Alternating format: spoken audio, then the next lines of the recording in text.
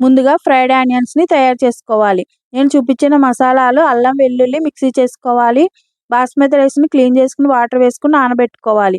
కుక్కర్‌లో ఆయిలు, బిర్యానీ మసాలాలు, KG mutton, పసుపు, కారం, సాల్టు, మసాలా పేస్ట్ వేసుకొని బాగా కలుపుకొని చిన్న గ్లాసు వాటర్ వేసుకొని 8 విజిల్స్ వచ్చిన తర్వాత స్టవ్ ఆఫ్ చేసుకోవాలి. మటన్ బాగా ఉడుకుతుంది.